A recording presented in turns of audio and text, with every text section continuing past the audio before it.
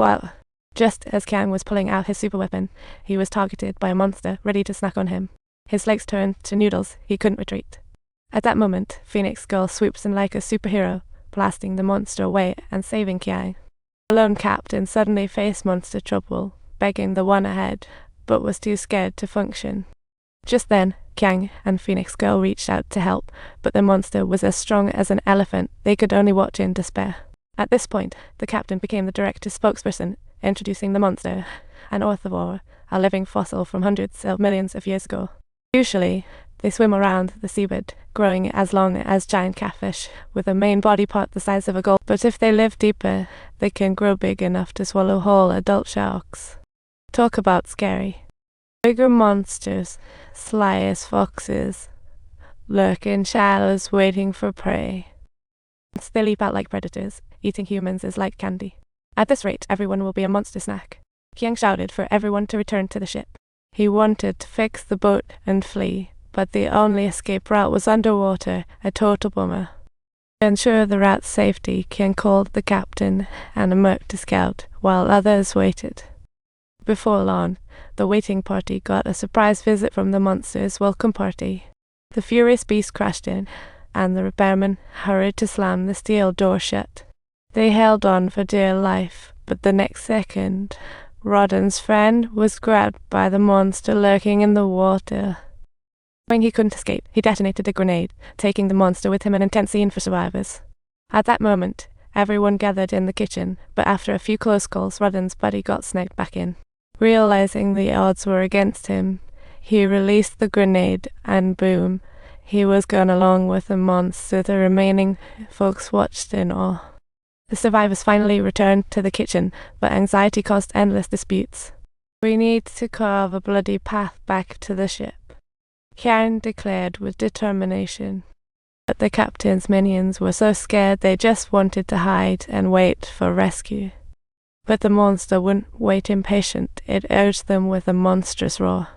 One brave soul decided to be the bait, retaliating fiercely, while the other seized the chance to escape.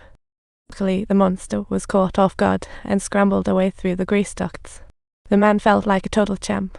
But the next moment, Kiang and his crew were scrambling for their lives. The monster hot on their heels like it was chasing retro fashion. Every exit was blocked by the monster, forcing them to head toward the bow, as if the monster had its own agenda. If the monster is so clever, what hides at the bow? The captain pointed out a route, but sneaked away. Kiang and his Buddhist world ultimately chased into the hall, a monster's buffet chili.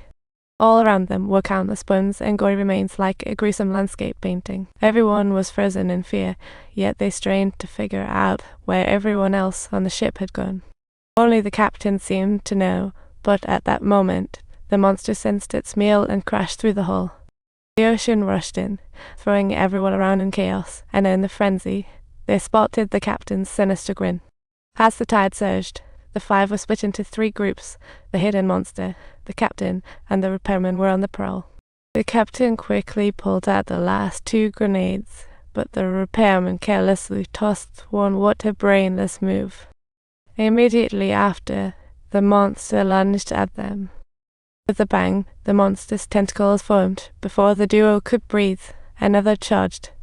In a critical moment, the captain made the choice to send the repairman to the slaughter, trying to use him as bait for the pursuing monster. The repairman cleverly ducked into the elevator, narrowly escaping death, then stumbled into a room.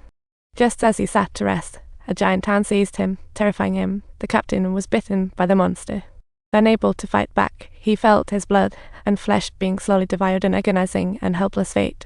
Although he almost met his end at the captain's hands, the repairman was generous, offering him a gun to end it. But little did he know, the captain was cold-blooded, wanting to drag someone else down with him before he bit the dust. What a twist of fate. As he tried to silence him, the captain realized he was out of bullets. Even the monster shook its head in disbelief. Ken realized he lost the repair parts and spotted an island. An idea sparked.